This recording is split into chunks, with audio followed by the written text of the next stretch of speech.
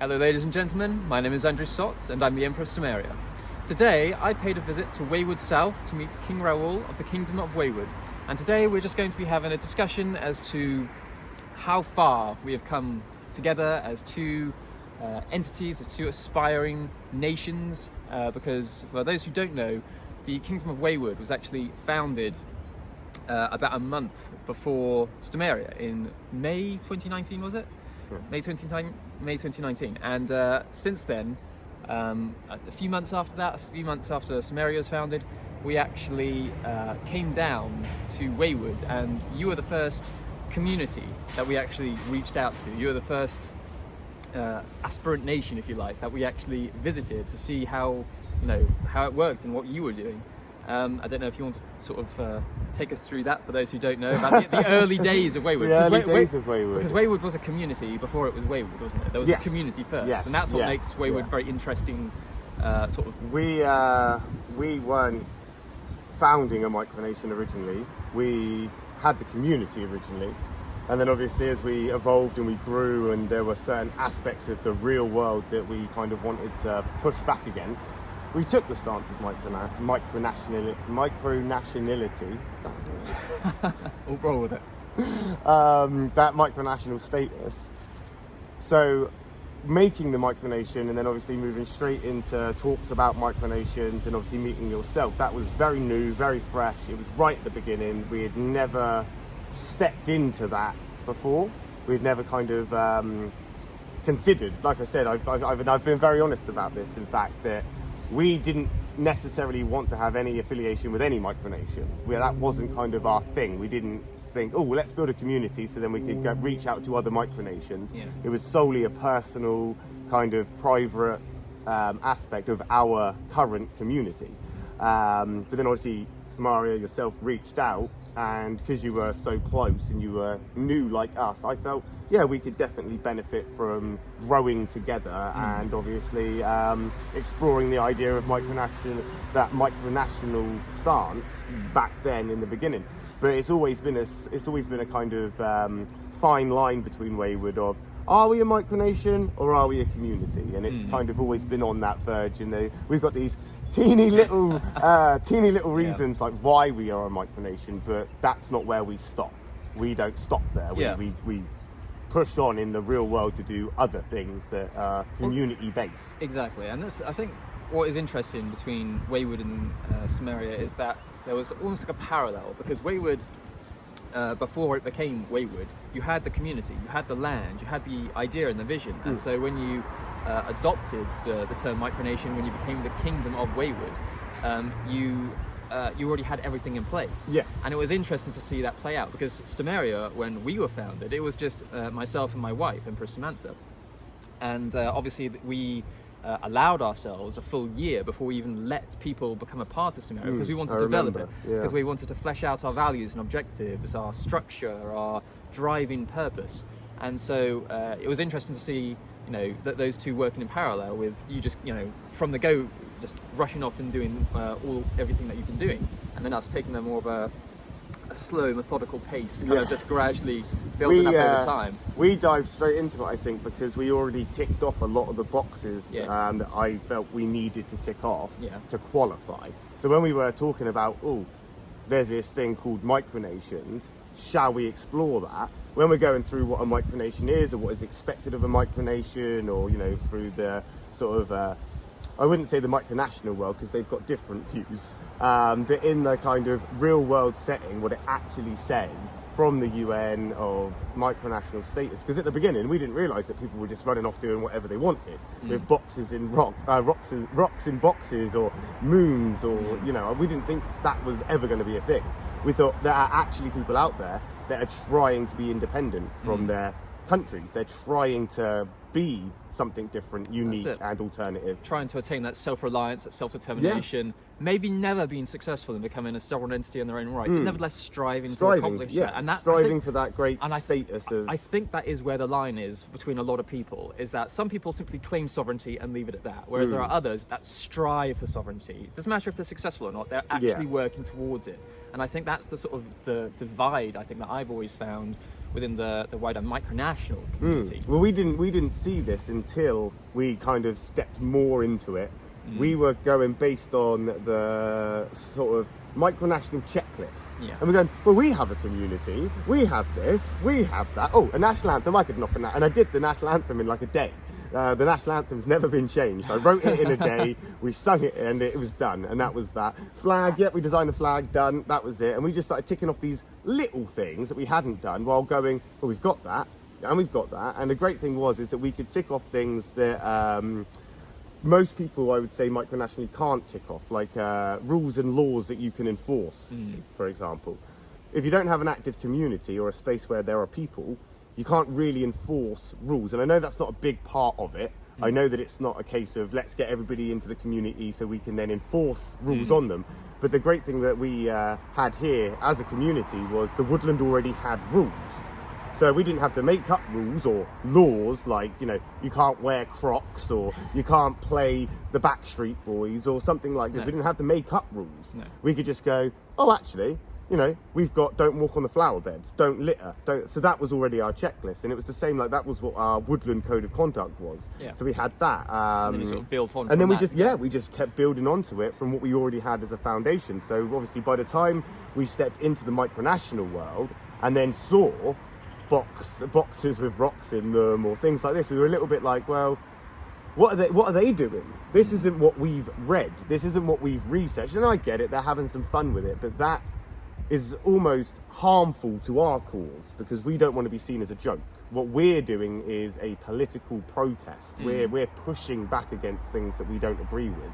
So to be taken as a joke, like claiming the moon or Mars or things like this, we can't be, not because maybe we are a bit arrogant with it, because we feel we've earned that right through the years that we've been striving to get this far. But, you know, we don't want to just say, you know, you can't have fun with it or, you know, we are better than you. It's just, as I've said previously in my own videos on the Micronational review videos that I've been working on, I said, we don't want to be better than you. We just want to differentiate between us so that people can clearly see that you've stopped.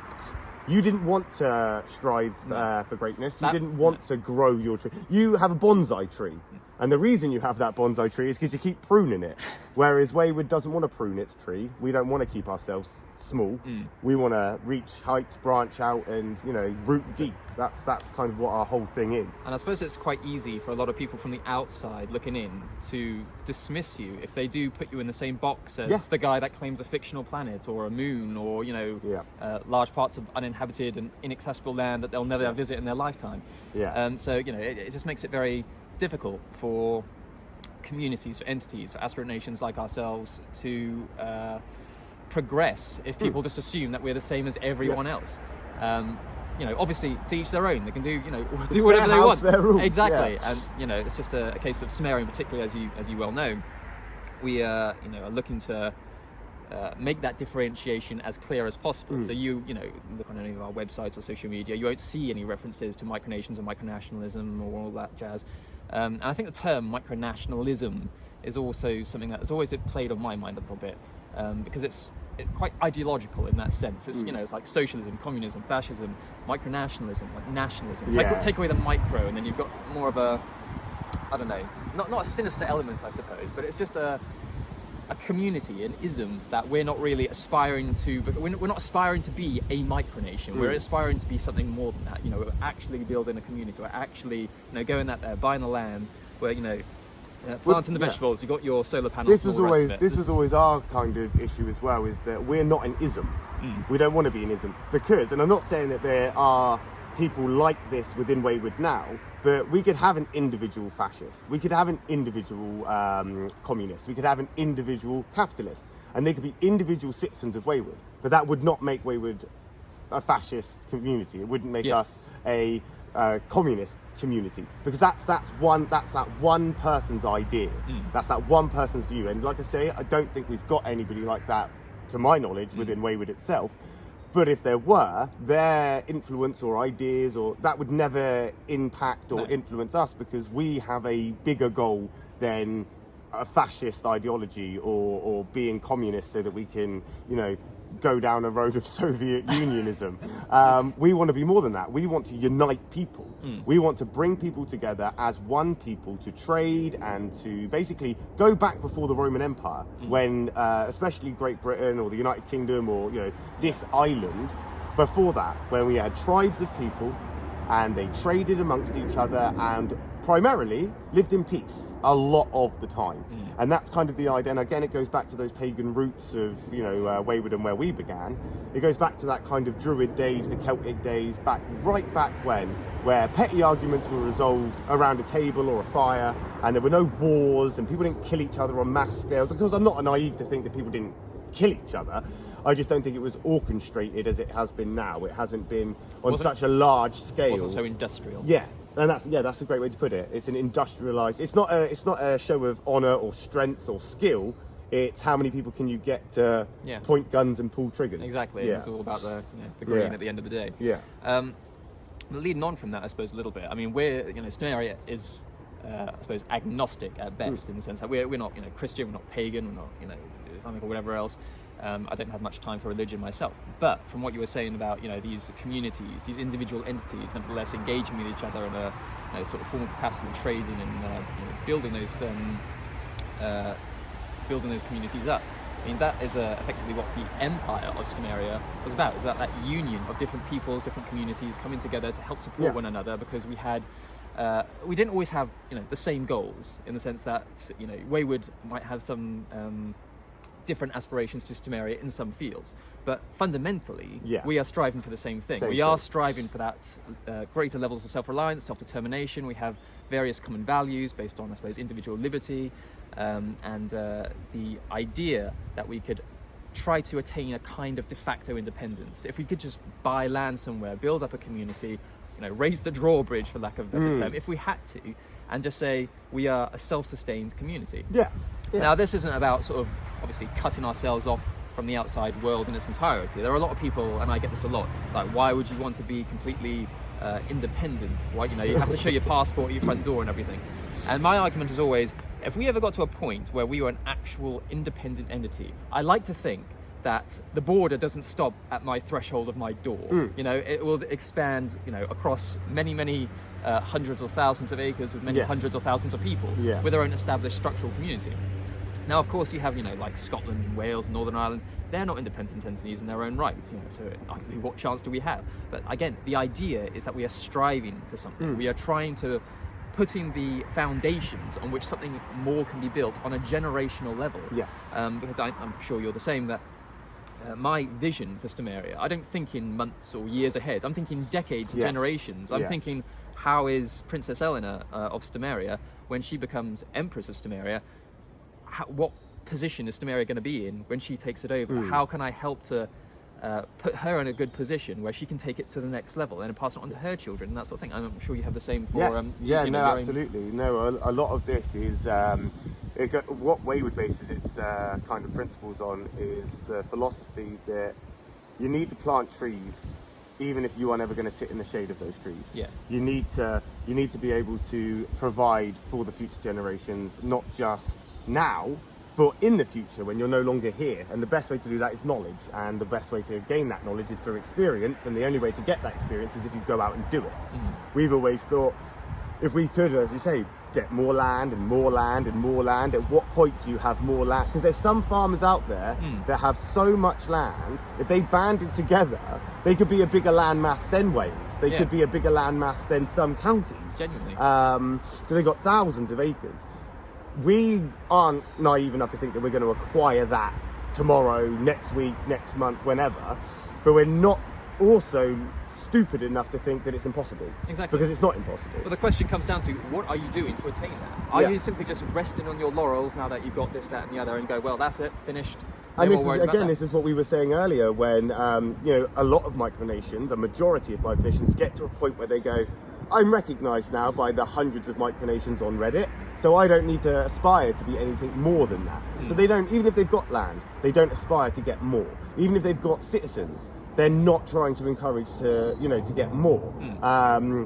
Whereas Wayward, we will always aspire to be greater and bigger and better.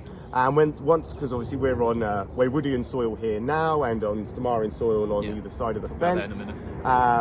But we're not going to stop with just that, because as you know, Waywood is purchasing its own territory. We're in the process of it right now, moving and acquiring a new territory, which is like 10 times the size of this. Exactly. And that's in 3 years. Yeah. In 3 years, we've gone from our first territory to having the second territory, which is 10 times the size. Yeah.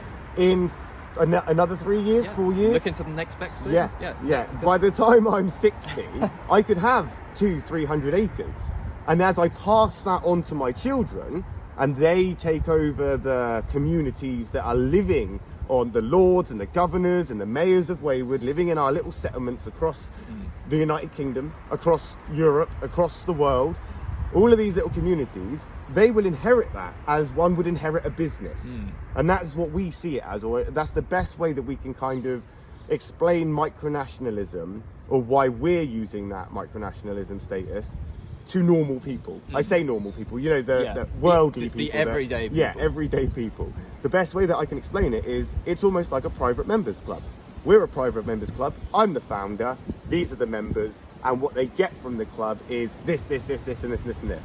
When we actually get these settlements dotted around, they will be just the venues or the sort of proprietors of the product, which is the community, for those that are joining the private members club.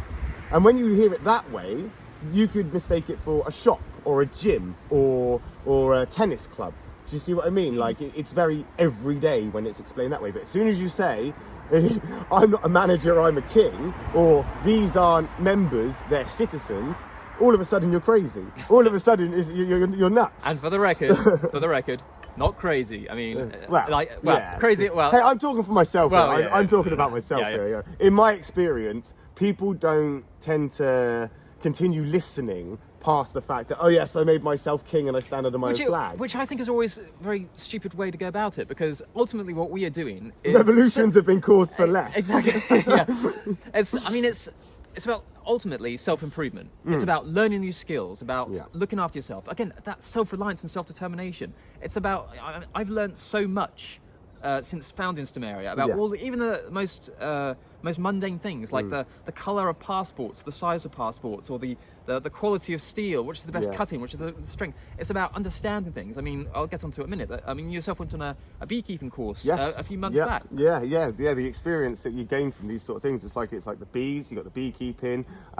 We've even had our own kind of experience with. I already kind of had the knowledge of farming and livestock when I came out here and started the Micronation, but putting a community with animals or having, and I think this is again another thing that Micronations don't tend to take into consideration, is that when you have a Micronation, it's so easy for it to go plain sailing all the time. Oh yes, this is great.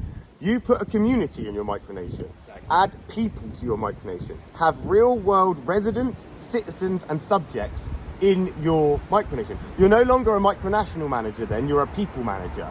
And you have to manage people. And that's a whole kettle of fish. It is a whole different kettle of fish. Because where there's people, as you well know, there is bloody politics. Absolutely, yeah. And where there's politics, there's always problems. Exactly. Always. But the one thing that Waywood does strive to do is to take that community and to take the knowledge that we've got. Because again, I've experienced and gained a lot of knowledge with managing people, financial delegation, livestock, poultry, beekeeping. And the great thing about it is we can then pass that down to the children, to those around us. I fully much intend, when we have our first settlement up and running, I will be doing my own beekeeping courses.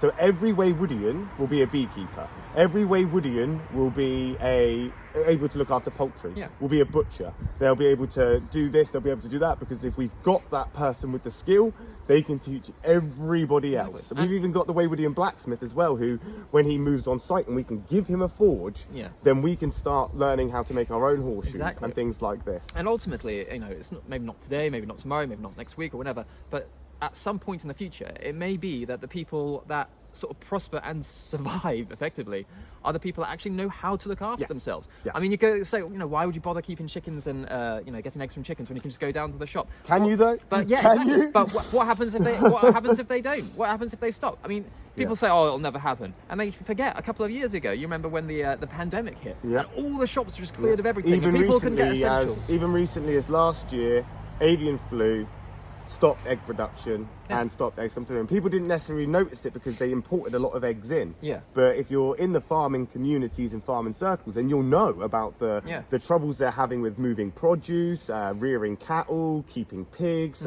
chickens. And it seems that they're being attacked on such a hidden level, we're not seeing it. And therefore we think, hey, we don't need to prepare for it. Exactly. Whereas when you're in those circles and you hear it from your friend, your uncle, your cousin, your dad, your next door neighbour, and you hear it again and again and again, how they're struggling and how there's a food crisis and things like this, you start to think, it's probably better to be prepared than it isn't. Yeah. Exactly. I mean, convenience comes at a cost, and that cost is not knowing how to do it yourself. And that is the bottom line.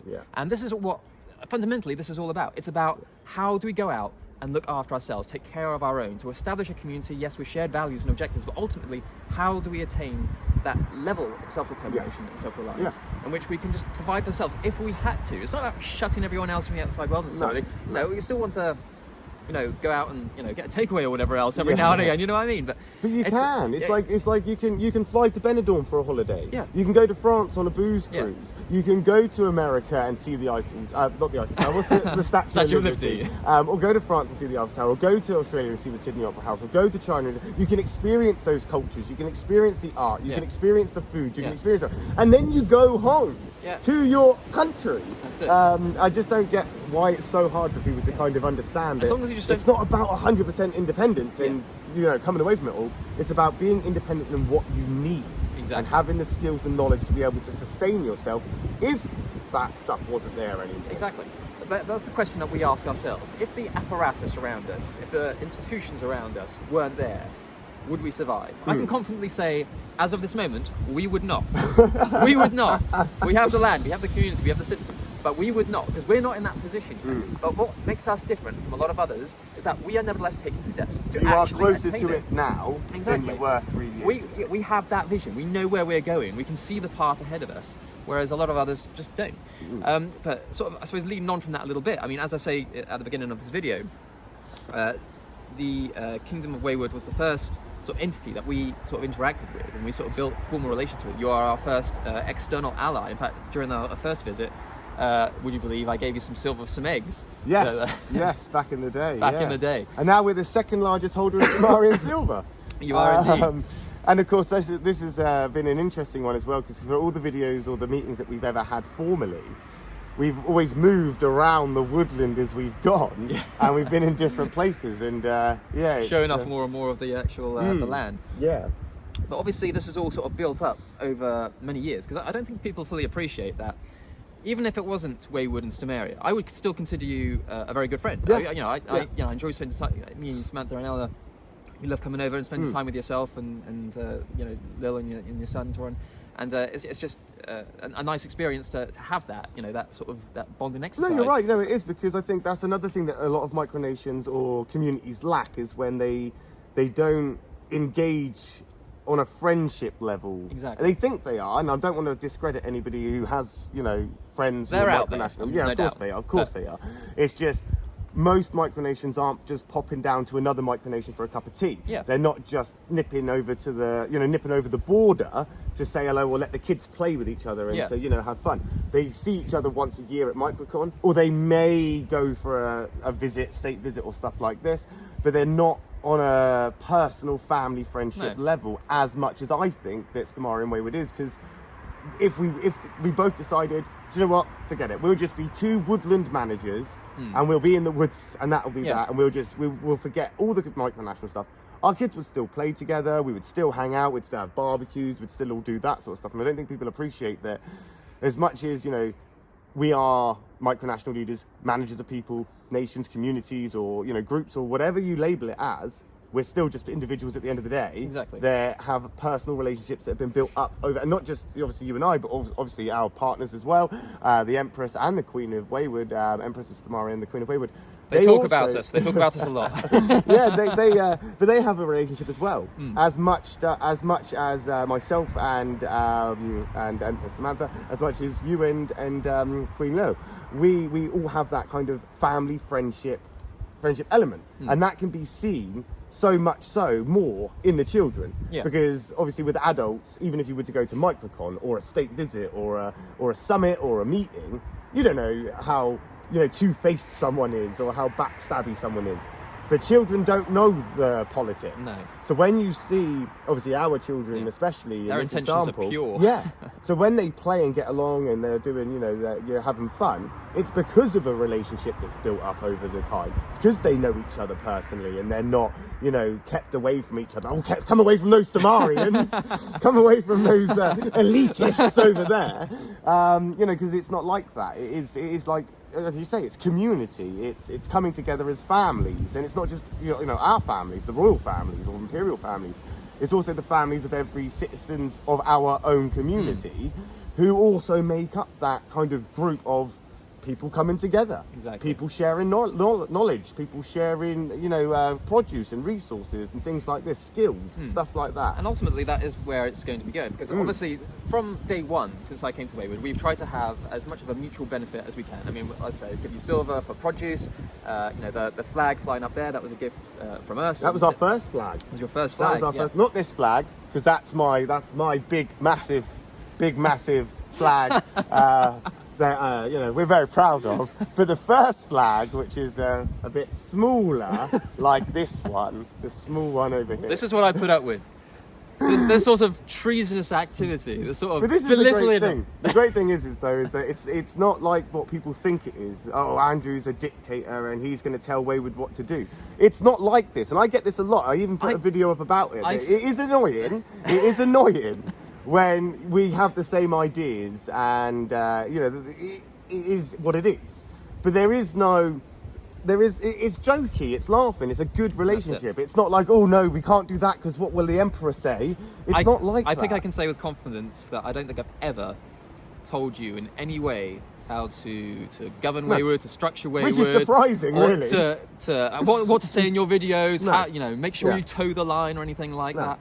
I mean, we obviously have Imperial Court meetings where we discuss things with other members of the Imperial Court or the member states, and obviously other. But it's not like North Korea where we've got a bigger flag than you, so you cut our hands exactly. off. Because at the end of the day, there's absolutely nothing realistically that binds Wayward to Stomaria on a permanent basis. I can't. I can't. It's just a personal relationship. Exactly. I can't. I don't know if people think I kind of whip out the saber and hold it to your neck and go, "This is how you're going to do it." I mean, well, you would have been foolish to give me the axe, really, isn't it? Exactly. Another one, the axe, a gift from Stomaria. This is one of my favourite gifts, to be honest, because it's practical, it's usable, it's a good gift. But like I say, the flag was the first flag that we ever had, so we were really happy with that. And obviously.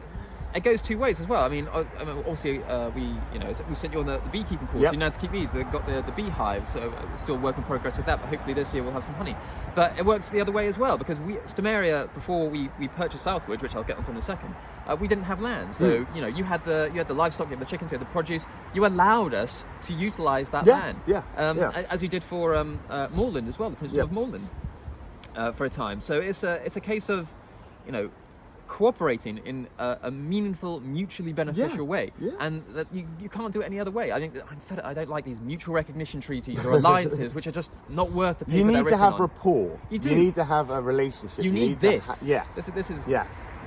It's like just send an email to someone and go, and I want to be your ally, and they saying it back. Okay, cool.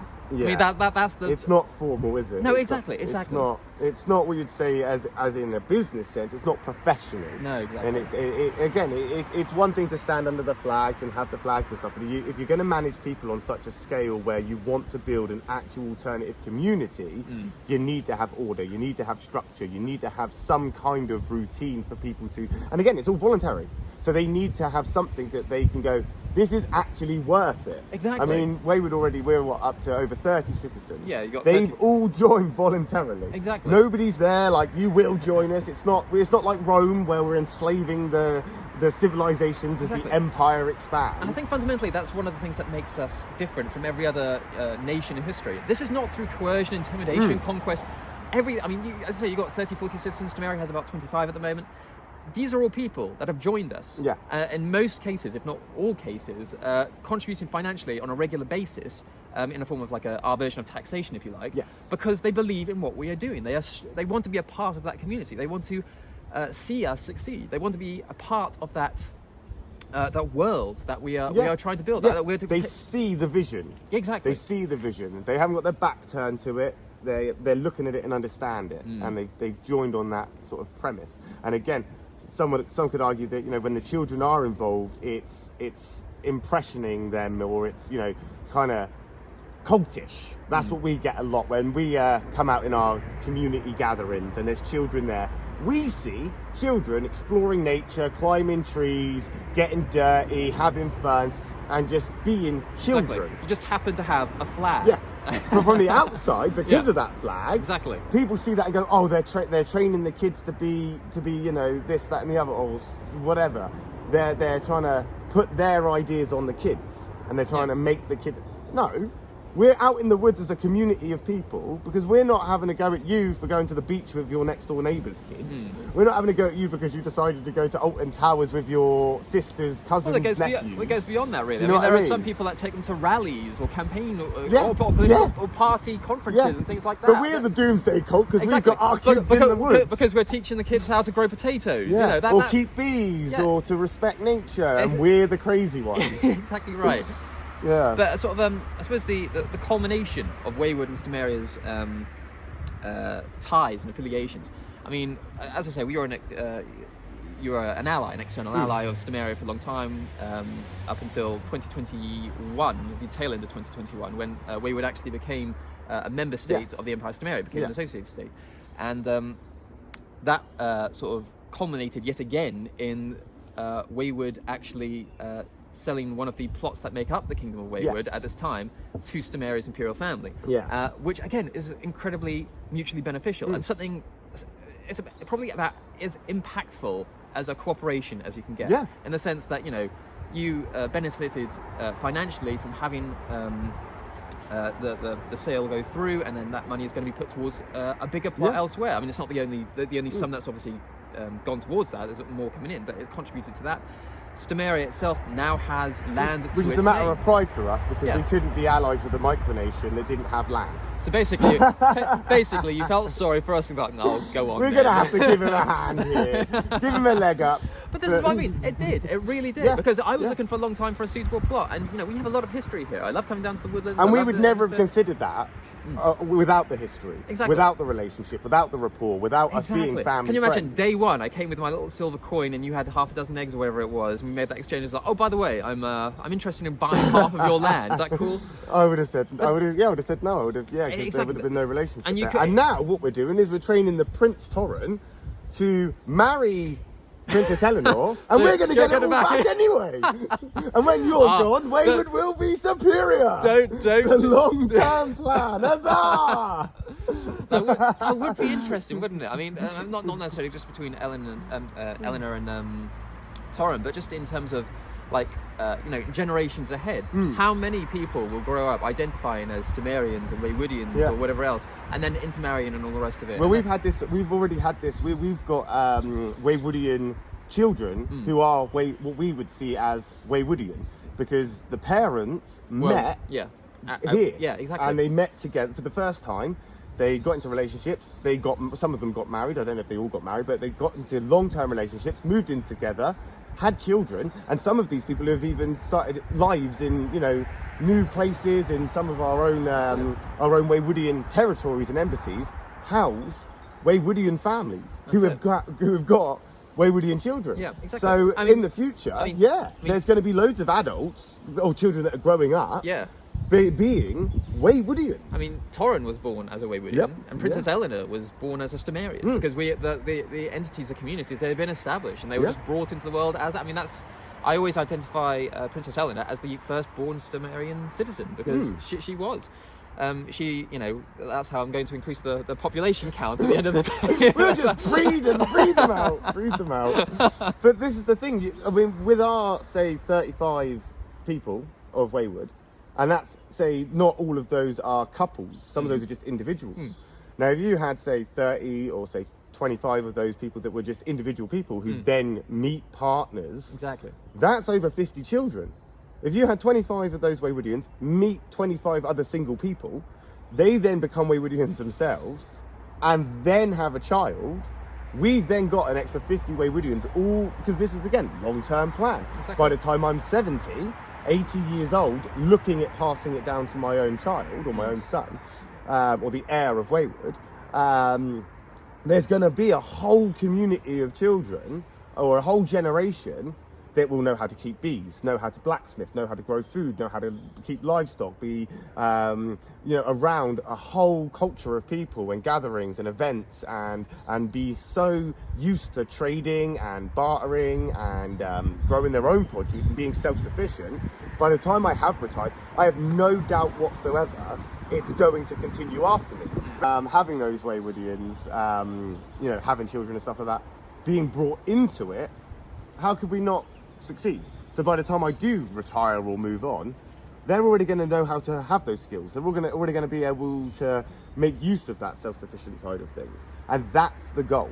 If I can retire, pass on, knowing that my son or my children or the community's children have all the life skills and they know everything that I feel they should know, then I can move on happy. I can say I did everything I could to provide an alternative to them. If they choose to, like the Amish, I suppose, if they chose to go off and just go to civilization or the real world or England or wherever we are, then who's going to stop them? Exactly. Do you know what I The mean? door is always open. Absolutely. It's like when the child flies the nest from any house, any bungalow, any family situation, they can always come home. Always. Just like people that lived in Poland who come to England. Their families are still in Poland. Their families are still across Europe. Their families are elsewhere. They go home, they come and visit them, but they are just identifying as somebody else. But I do honestly believe that there will be, again, a lot of children that will be brought up with that Waywardian idea, with the Waywardian thought of, why are we allowing them to control our resources, for the Micronations to control our resources, when we can provide them for ourselves, when we can be alternative and self-sufficient? And again, children will strive to be better with a higher level of education. Not just maths, English and things like this, but beekeeping, growing vegetables, or mechanics, or construction, or cooking. And there'll be so many different things to offer. Even adults would be able to get involved, and that's what we encourage. By the time this year is up, we would have purchased, and it would have all been completed, the newest territory of Wayward, which is 10 times the size of this. We will have a fully functional village, and every single person in that village will know every single skill of every other person that is in that village. The blacksmith will teach us how to blacksmith. The beekeeper will teach how to beekeep. The sewer or the knitter will teach how to knit, sew, crochet, whatever. That way, we all have those skills. We're not using them for profits. We're not using them for greed. We're not using them to get rich and to be individual with our hoards of money. No, we are all skilled because we are all valuable, equal members of that community. And if the blacksmith wants a day off, we've got 30 more blacksmiths. If the beekeeper's ill, we've got 30 more beekeepers. If it's an educational thing, but it's also a self-sufficient thing. It's about teaching the skills to be self-reliant, and the children are a big part of that because they lack the skills. I didn't learn beekeeping in school. I didn't learn mechanics in school. That's all college-based. But when you're in that setting of being in a village, you can do it every day, and you can do it every day. So by the time they're at college age, they can actually think, oh, what do I now want to do? Because I have all these skills to take advantage of. And they actually have more of a chance. That's it. A chance that a lot of us didn't have. And I suppose sort of, again, leading on from that a little bit more, is that even though that this is sort of as I say, long-term aspirations, because this is a generational affair. But in the immediate term, something that I know Wayward is promoting and engaging in now is sort of end of the month camps and trying to build those communities. So inviting members of the Waywoodian community in particular to Wayward South and to trade, to engage, to have those relationships. Yeah, we've got we've always had the gatherings and the events. We've always had those as a community, but since the lockdown or the pandemic, we put a stop to it. So we haven't had gatherings since 2020. So now we're obviously now into 2023. We're kind of now getting to the point where we're moving into a bigger community space. We're moving on to our newest territory. So with that in mind, let's start getting the community, the community back involved. Get them involved and get them kind of waiting in anticipation, almost like in the waiting room. That's right. For the big move. But unlike the previous years where anybody could come to experience our community, it will now be stopped or capped with just Waywoodians. So only Waywoodians will be allowed to partake in the events now. So if you're not a Waywoodian, you can't just come along. So it is just exclusively because we have the Waywoodian market for trade and for taking advantage of all of the stuff that we can get resource wise. No doubt you'll be parting with some of your precious status. I have to start there's a tax, people. There's a new tax. I say selling. I suppose you're not selling them, are you? Start exchanging. Exchanging. Start exchanging those soon. But that's the great thing about it. That's what I'm looking forward to doing. Being able to walk around the little market, look at the tables of what people have, and thinking, actually, I will get that, and I will have that, and then exchange it for the silver. And this is obviously something that's going to be re-emphasized with the Imperial Summit in June, because hopefully that'll be an event where we get a lot of people, not just Waywoodians, but also Stomarians and citizens of other member states and invited parties to actually attend and actually have that that engagement. And as a part of that, we do want to provide the attendees with status if they so wish. I mean, obviously, there's a £15 deposit or whatever else, and then they can have that back if they want, or they can have a stater, and they can use that stater if they want to actually go and purchase produce from whatever market or stall that we have here. I mean, there's still very early days, still preparing for that in some form or another.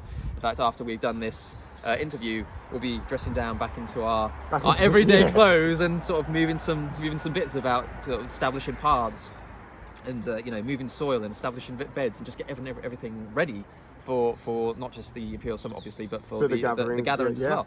And I think that's just it's what is missing from a lot of these groups and entities that might claim to aspire to be trying to accomplish something, but they never pull that trigger. They never go out there stop. and exactly. They stop.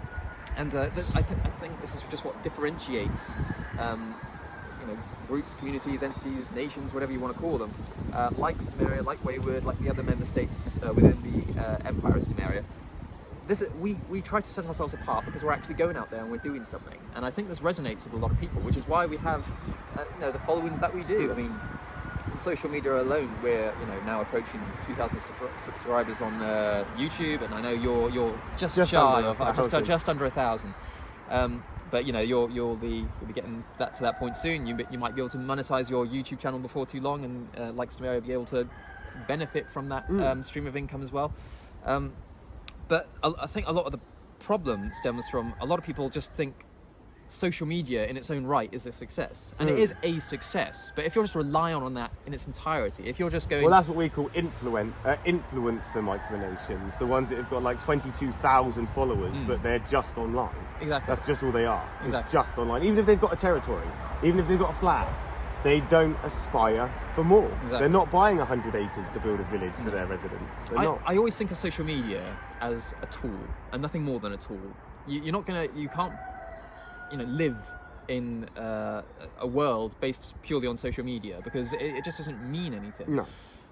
As I say, I consider it a tool enabled to take you to the next level, to help you, assist you in developing something more meaningful in the real world. And I think that's just where a lot of people fall foul.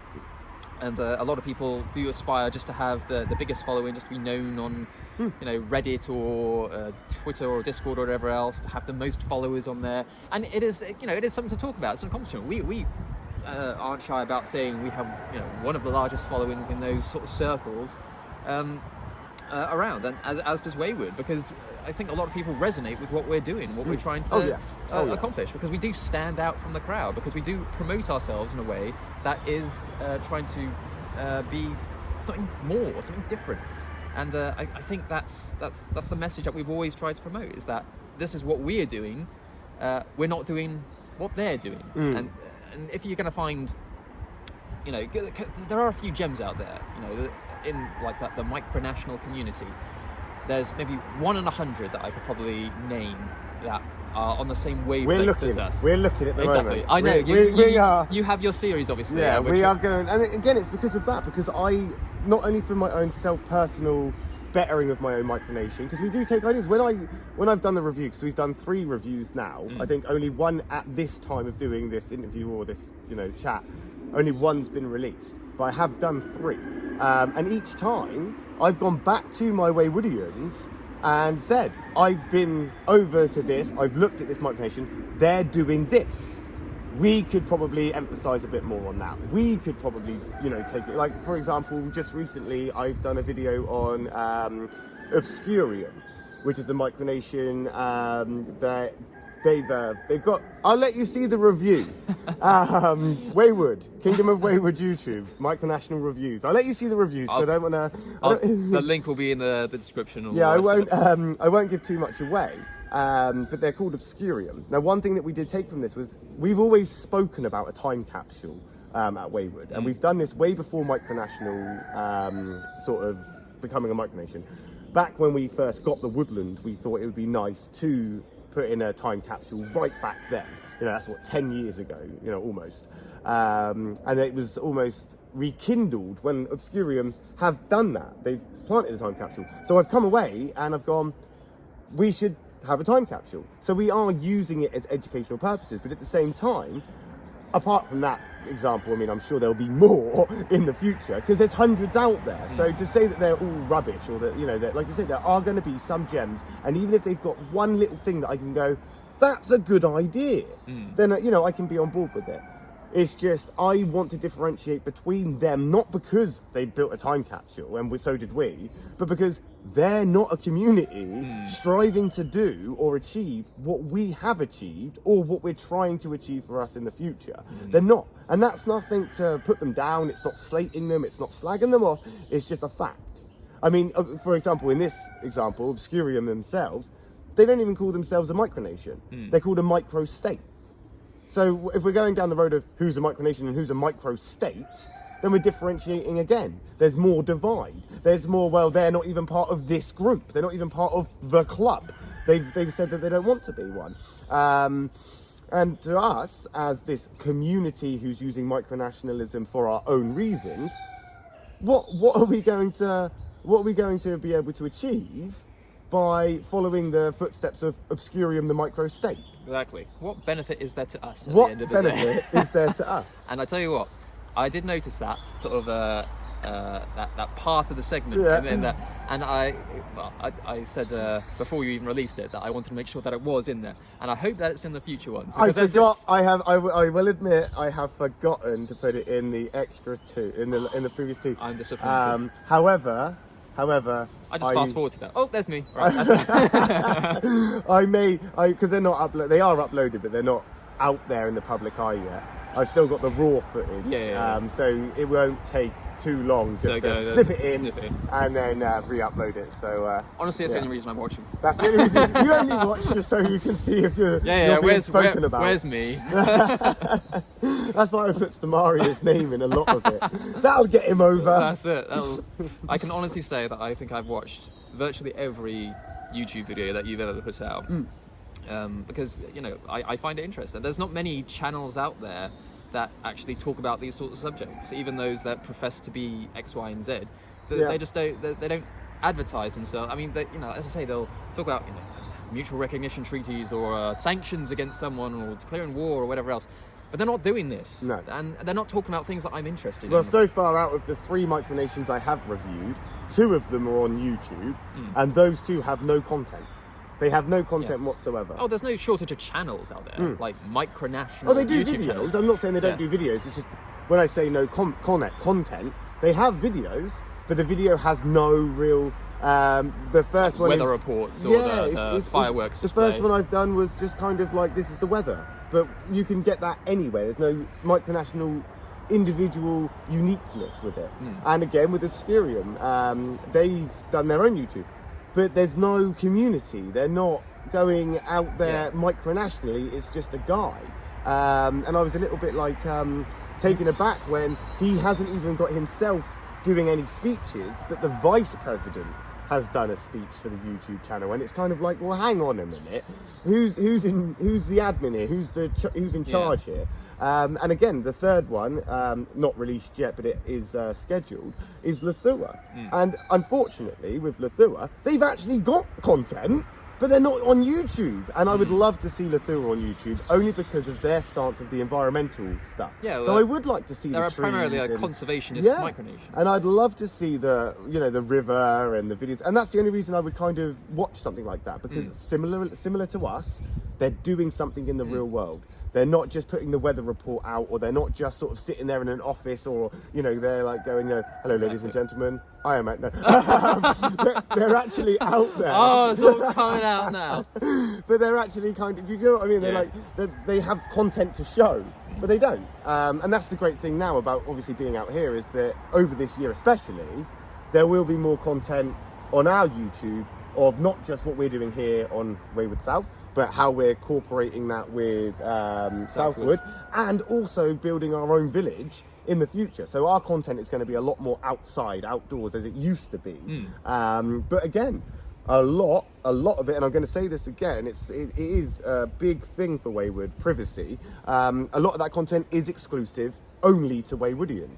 So we do have videos of the woodland and updates in and times stuff. past as well, like some of the original footage. All of it. It's like found footage almost. Like history of Wayward. And again, that's exactly why we've got it. And it is interesting, and it is worth watching, and it is worth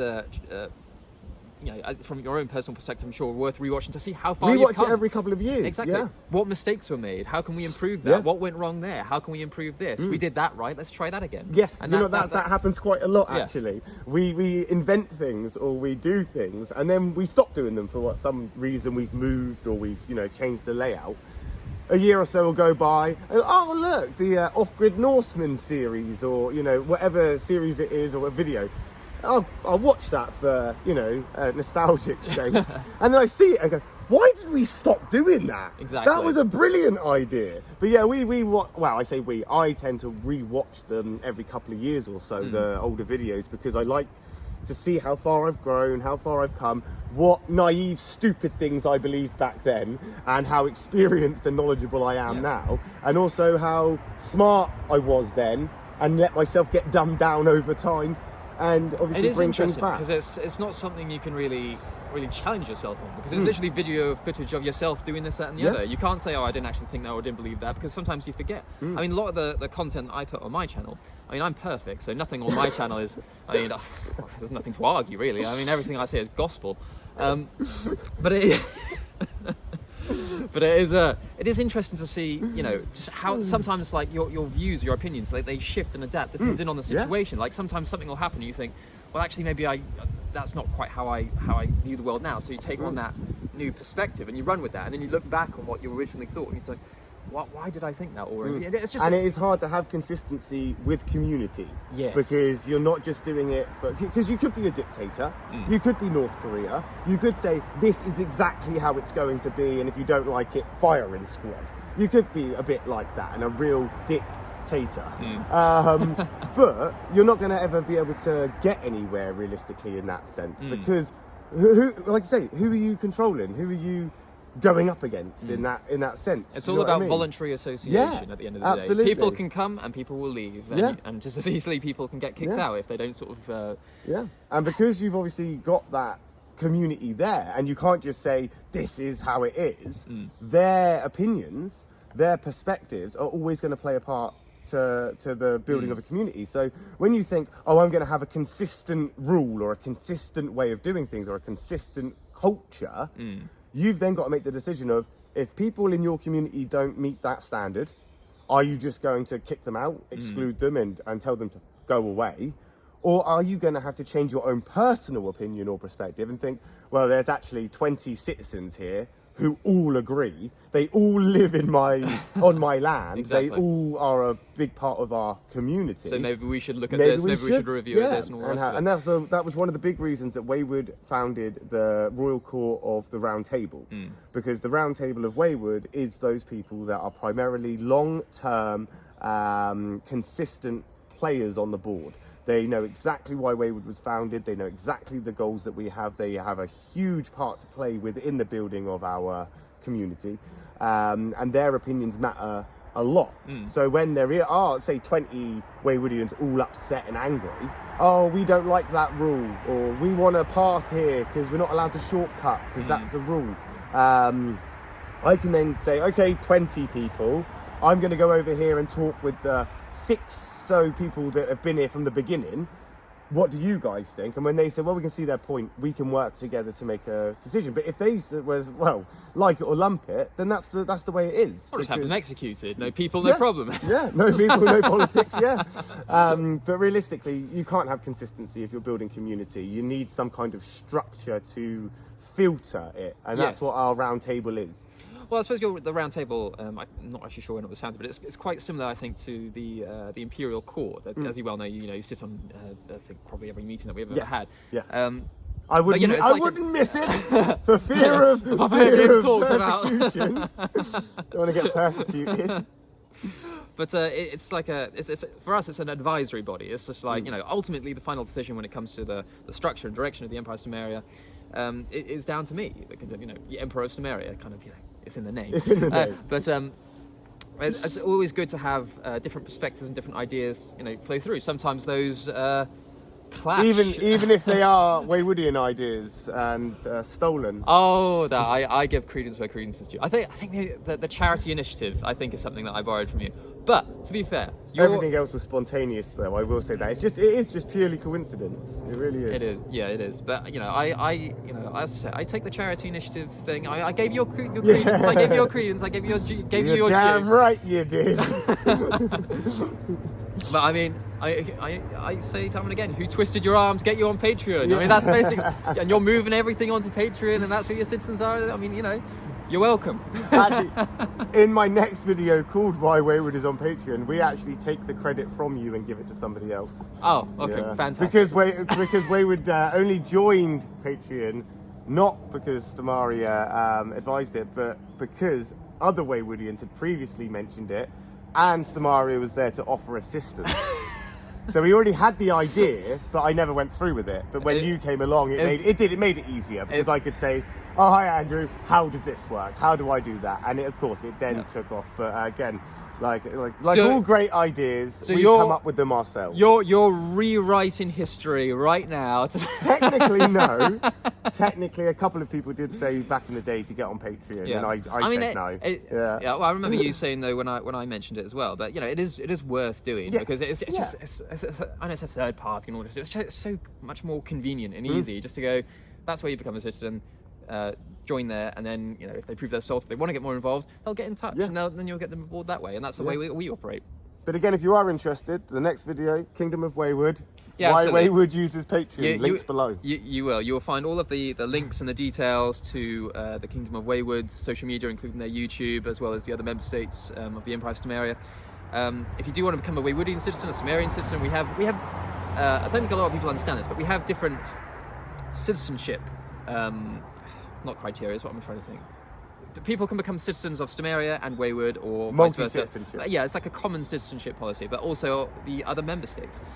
So if people do want to support Wayward and Stomaria, then they can join both, but they can then play an active role in one. And then if people want to join Moreland or Vesta or whoever else, then they can also do that as well. But all of the details are in the description below, and you can find out how to support all of the member states of the Empire of Stomaria, including the Kingdom of Wayward, who I have to say has always been a good friend to Stomaria, an integral part of what we're trying to do and what we're trying to build. You have been very inspirational for me myself, and I know, smug it up, but not to sort of inflate your ego more than it already is. But with all of that said, I hope you enjoyed the video. It was just us sort of rambling, talking. To be honest, I forgot half the time that this was actually being recorded. But I hope you did enjoy this video. I don't know if you want to say your goodbyes, but come on over to the Kingdom of Wayward. We'll have a lot more videos for you in the future about Waywardian stuff, but also Stomaria as well. I think that's it really. If you're interested in Wayward, then YouTube is probably the best place to be, or become a Waywardian. That's it. I mean, if you want to see any of the previous content, you need to become a Waywardian citizen to go and see that content. So if a lot of the stuff is back way like years ago. But it is all in our history archives for Wayward. But you don't have to join Wayward to see the YouTube videos that are public. You just have to hit subscribe. So either way, if you're interested, you can find the links below. So all of my Stomarians out there, go and subscribe to the Kingdom of Wayward. Get them to that 1,000 mark, because that's what they're after. Huzzah! Right. Thank you very much, everyone. We'll see you soon. I have no doubt whatsoever it's going to continue after me because of that principle of. I think that may be a bit of a symbolic sort of